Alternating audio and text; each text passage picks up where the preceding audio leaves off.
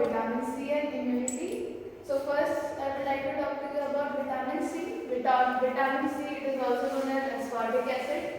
It is an antioxidant and it is an essential vitamin and it is also water soluble. Humans cannot synthesize vitamin C on their own, so they have to take from the diet. Some sources of vitamin C are citrus fruits like oranges and lemons, tomatoes, strawberries, potatoes, kiwi, bell peppers, and broccoli. Now, vitamin C deficiency. In humans, the saturation level of vitamin C is 70 micromole per liter. But if it is present less than 11 microliter, then it will be called as deficiency of vitamin C. But in the case where vitamin C levels are more than 11 micromole per liter, but it's very less than 70, then it is called subclinical deficiency. Now, deficiency of vitamin C may arise from poor dietary intake. Person who smokes, who have habit of smoking, and who are more prone to pollution can be vitamin C deficient. Elderly people may also be vitamin C deficient. Vitamin C deficiency causes scurvy. Now the main symptom of vitamin C deficiency is scurvy. Scurvy has many symptoms. One of it is scorbutus gingivitis. In this, you can see from the image there are bleedy gums. Tooth loss may also be there.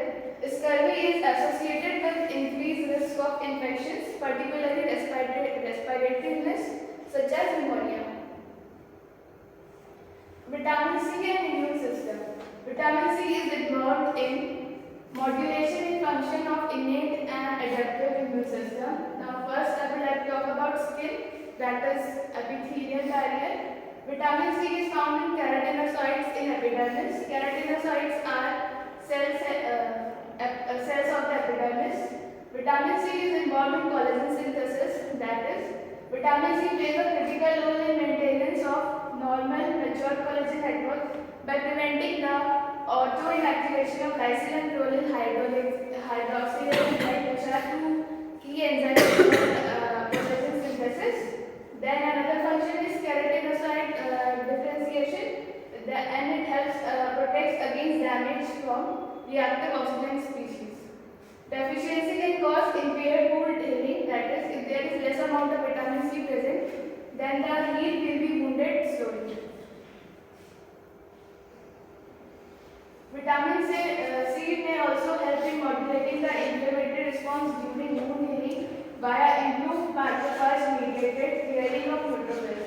So when any pathogen enters into the body, neutrophils will go engulf and ingest it. So not all the time, when neutrophils are ingesting that, so there is sometimes death of neutrophils. So now the death of neutrophils when occurs, so there are debris of neutrophils. To clean that debris, macrophage is required. But the functioning of macrophage is regulated by vitamin C.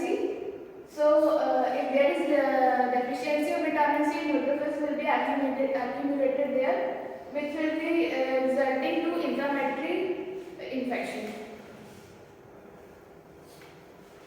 Immune cells.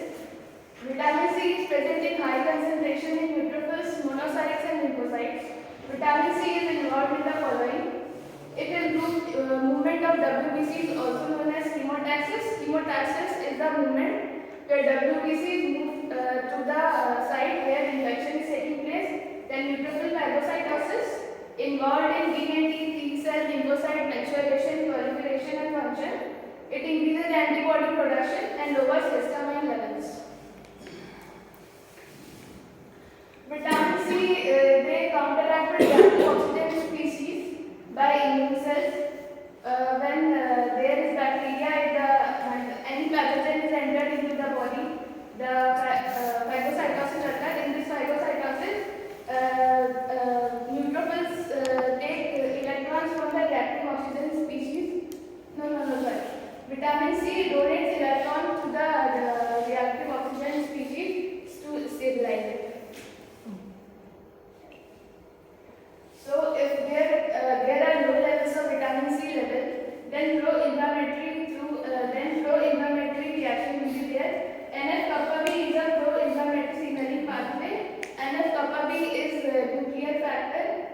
nuclear factor kappa B.